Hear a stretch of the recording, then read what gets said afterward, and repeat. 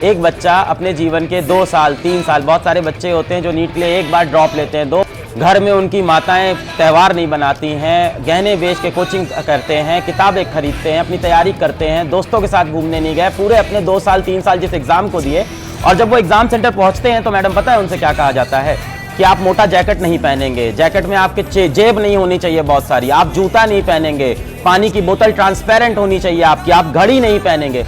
तो बच्चे के ऊपर तो पूरी पुलिसिंग हो रही है कि भाई तुम चोरी नहीं करोगे, अंदर आओ। और एक पूरा सिस्टम लगा है जो लगभग इस एग्जाम के ऊपर 300-400 करोड़ रुपए खर्चा करता है, हमारे टैक्स के पैसे हैं वो।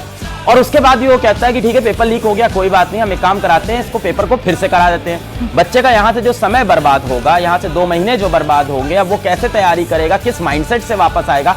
कितने सारे बच्चों के इस पेपर में 600 नंबर आ रहे थे, 550 नंबर आ रहे थे, वो बच्चा फिर से तैयारी करे, फिर वापस आए, इतना समय जो उसका बर्बाद हुआ उसके लिए कौन जिम्मेदार होगा।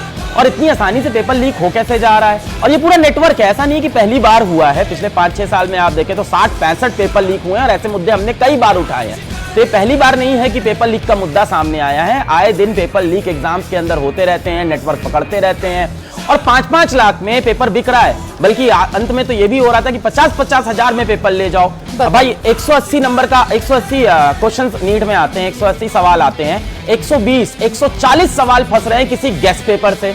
और एक गेस्ट पेपर निकालने वाला जो व्यक्ति, वो भी ऐसा नहीं कि पहली बार पकड़ा गया है, उसके ऊपर भी मल्टीपल टाइम्स पुलिस शक कर चुकी है, उसको मल्टीपल केस में उठा चुकी है। क्यों नहीं हम ऐसी सजा देते हैं ऐसे लोगों को कि अगली बार लोगों के हाथ कांप जाए पेपर लीक करने से पहले। 22 लाख बच्चों के 2 साल की तैयारी का क्या मुआवजा है भाई। अगर इंसान पकड़ा जाएगा, उस पर केस चलेगा, ये सारी कहानी चलेगी, इतने लोग इन्वॉल्व है, अगली बार पेपर हो जाएगा, सब बातें खत्म हो जाएगी।